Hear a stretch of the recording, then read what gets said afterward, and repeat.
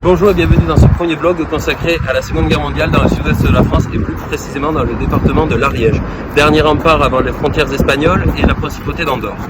Aujourd'hui, je vais vous parler de ma ville, Foix, préfecture du département de près de 10 000 habitants et qui est aussi la plus petite préfecture de France. Visitée chaque année pour son château, ses ruelles médiévales, son église, c'est une ville dont l'histoire gravite surtout autour de son passé qui se déroule au cœur du Moyen-Âge. Mais ce qui m'amène à vous aujourd'hui se passe bien après l'histoire des comtes de cette ville. En effet, je vais vous parler de son histoire durant 39-44. Je pense également réaliser plusieurs vlogs sur le département dont les stigmates de la Seconde Guerre mondiale sont encore bien visibles. Aujourd'hui, je vous présenterai les lieux importants de l'occupation de cette ville, son intérêt stratégique géographique pour les passeurs des montagnes et également la libération de la ville qui eut lieu le 19 août 1944. Étant situé en zone libre, loin des zones de combat, l'Ariège est au cœur des montagnes pyrénéennes. Sa double frontière sur l'Espagne et la principauté d'Andorre ont permis de faciliter des passages vers ces deux pays. Aussi bien pour permettre à des familles juives de s'échapper que des pilotes alliés, comme des Anglais ou des Américains, afin de leur permettre de rejoindre leurs ambassades situées en Espagne et de pouvoir rejoindre Londres pour reprendre les combats. Cette proximité avec les frontières en a fait une terre d'accueil qui le restera d'ailleurs jusqu'en 1945. Mais pour comprendre tout ça, voici quelques lieux importants de l'époque de l'occupation. Derrière moi, la villa Loquier, tristement connue à Foix, c'est ici que le 9 mars 1943, la Gestapo établit son état-major. Ce qu'on sait de cette maison, c'est que 85 personnes y ont été incarcérées au moins, et selon des historiens, même 25 ont été abattues ici sur place. De ce que l'on sait également de la structure de la maison, c'est que la salle d'interrogatoire était au deuxième étage. C'était une salle qui faisait 80 mètres carrés, qui était très anxiogène avec un plafond très bas. Et les personnes qui étaient incarcérées ici, souvent n'avaient ni à manger pendant plusieurs jours et souvent étaient torturées. À la fin de la guerre, une équipe des renseignements généraux permettra l'identification de tous les membres de la Gestapo qui étaient présents dans le bâtiment. Ils ont tous réussi à s'enfuir sauf un.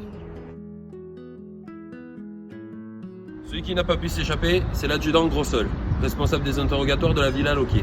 Il sera pendu ici à la grille de la mairie à la Libération. La corde utilisée sera celle d'un parachute qui cédera sous son poids. C'est Grossol qui décidera lui-même de remonter se passer la corde au cou pour en finir.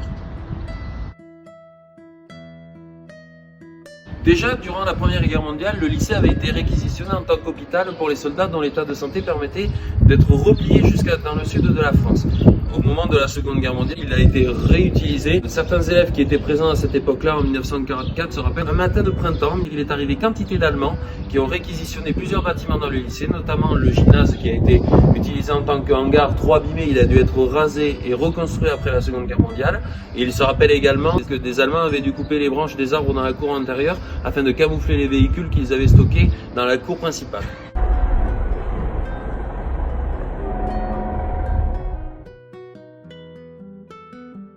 Sans qui tout ça n'aurait pas été possible, ce sont les guerrilleros espagnols. Les premiers groupes arrivent en 1942, ils sont composés de petits groupes autonomes, de travailleurs et également d'évadés des camps de travail. Son état-major est basé à Lerme jusqu'en avril 1943.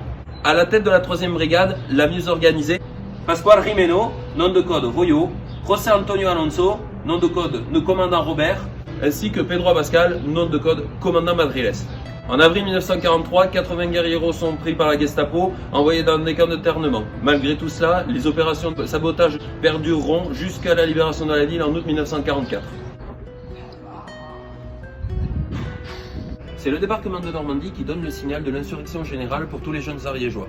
De nombreux partent rejoindre le maquis, on parle de centaines, si bien qu'il n'y a pas assez d'armes pour tout le monde.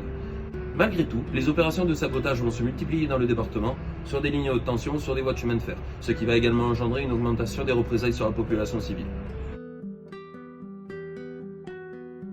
Pour pallier à ce manque de matériel, une vingtaine de parachutages d'armes lourdes, de munitions, de matériel radio auront lieu sur le département, notamment à Rieucros sur le secteur de parachutage Pamplemousse, plus au nord sur le secteur de parachutage Iguane à Saverdun, mais également dans le Couserans et sur le secteur Fuxéen.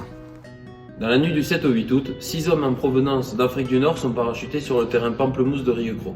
Parmi eux, le plus connu, le général Marcel Bijard, qui était à l'époque commandant sous le nom de code Aude. Un second français, le sous-lieutenant Grangeot, 2 officiers britanniques, Probert et Grofin, le lieutenant canadien radio Beller, et Canovas, un espagnol résident de la ville de Pamiers. Le 15 août, suite à l'annonce du débarquement de Provence, de nombreuses garnisons allemandes sont réquisitionnées. 3 sont maintenues, une à Foix afin de garder la mainmise sur la préfecture du département, une autre sur le secteur de Saint-Giron, capitale du Couserans, et enfin les troupes de montagne afin de garder un œil sur le chemin de la liberté. Mais ça, je vous en parlerai durant un autre vlog. Les commandants Alonso, Jimeno, Esteves, Bijard et Probert quittent le maquis de Kazan avec leur unité et passent à l'attaque en fin d'après-midi. Tout commence ici, route de Toulouse, derrière moi la Villa La Canal. 105 guerrieros espagnols arrivent par là pour entrer dans la ville. Ils devront tirer à la mitrailleuse sur celle-ci, car à ce moment-là elle était occupée par des membres de la Luftwaffe, qui prendront la fuite par la suite afin d'éviter les tirs espagnols. À 17h45, la gare est prise avec l'aide des cheminots frontières partisans. Ensemble, ils traverseront l'Ariège pour rejoindre le groupe de Louis d'Estrêmes, ex-chef de l'armée secrète du département, et ils feront la jonction jusqu'à la préfecture. Les combats se poursuivront donc ici, jusqu'au repli des troupes allemandes dans le ruelle de Foix. Plus tard, après la guerre, le général de Gaulle, lors d'une de ses visites dans le sud de la France, le 15 février 1959, se rendra ici et foulera de ses pas les graviers de la cour intérieure de la préfecture. Et nous retrouverons le général de Gaulle un peu plus tard dans la journée, juste ici, en haut des allées Villot.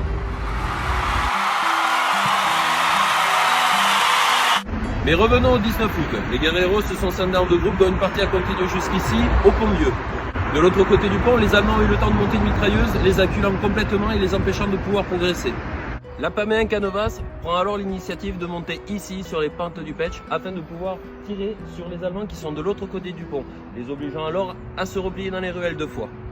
Les Fuxins prennent alors les armes et les combats se poursuivent dans les ruelles. C'est d'ailleurs ici qu'un premier guerriero se perdra la vie. Les combats remonteront sur les Albilotes de 18h à 18h30. On raconte même que les guerrieros monteront aux arbres et sauteront de branche en branche, obligeant les Allemands à se replier jusqu'au lycée. Mais les combats à la gare ne sont pas terminés pour autant. Il est 18h30 et un train rentre en gare, en provenance de Tarascon. À son bord, il y a 25 soldats allemands. Les combats s'engagent alors avec les cheminots résistants et la 3101e des frontières partisans de la ville de Pamiers qui sont venus en renfort. 2 Allemands seront tués ainsi qu'une civile qui voyageait avec eux et Monsieur Poetsch, le conducteur du train. Il est 19h quand Alfonso Gutiérrez arrive enfin avec ses hommes. 80 guerrieros qui arrivent par ici par la route de Montségur. Ils vont rejoindre les troupes pour poursuivre les combats dans la rue. Il est 19h et les Allemands ont réussi à se replier jusque dans le lycée. C'est à cet endroit-là qu'ils établissent un nouveau quartier général. Dans cette rue tombera 2 guerrieros, José Fernandez qui tombera juste à l'entrée de la rue et un deuxième en tentant d'escalader une des grilles du lycée. À ce moment-là, le commandant Gutiérrez prend l'initiative de positionner plusieurs mortiers. Un dans la cour de l'hôpital, de l'autre côté du lycée, et d'autres dans la rue de Notre-Dame, juste en dessous de nous, offrant un très bon angle de tir sur le lycée également. On dit que le commandant Bijard fait installer une mitrailleuse ici, à l'hôtel de la Barbacca. Il faut imaginer que les bâtiments n'étaient pas présents, donc l'angle de tir était parfait pour pouvoir mitrailler le lycée. Un petit peu plus tard dans la soirée, le capitaine Gisquet, rattaché aux douanes et à la résistance, prendra contact avec le commandant Rao, retranché dans le lycée. À ce moment-là, les négociations demeureront difficiles pour rendre les armes du côté des Allemands. Il faudra que le Britannique Probert prenne la parole à son tour pour que le commandant Rao soit un petit peu décontenancé en entendant un Britannique parler jusqu'en Ariège et décide à ce moment-là de rendre les armes avec ses hommes. Il est 21h30 quand le guerriero Munoz arrache la croix gammée qui flottait sur le château depuis 2 ans. Dans l'euphorie générale, les Fuxins envahiront Bilote pour y fêter la victoire toute la nuit. Au total, il aura fallu 258 minutes pour reprendre la ville aux Allemands. 200 soldats allemands seront faits prisonniers, dont 27 officiers. 12 collaborateurs seront arrêtés, dont certains seront fusillés ici sur le mur du cimetière du Champ de Mars. Pour la petite anecdote, nous sommes sur l'avenue Charles de Gaulle, et jusqu'en 1944, cette avenue portait un tout autre nom, c'était encore l'avenue Maréchal Pétain. Foix est libre, mais la bataille n'est pas terminée pour autant, car le lendemain, des troupes de montagne, 300 soldats de Tarascon, descendent pour reprendre la ville ainsi que des troupes qui viennent de Saint-Jurin. Les tentatives seront un échec pour les deux.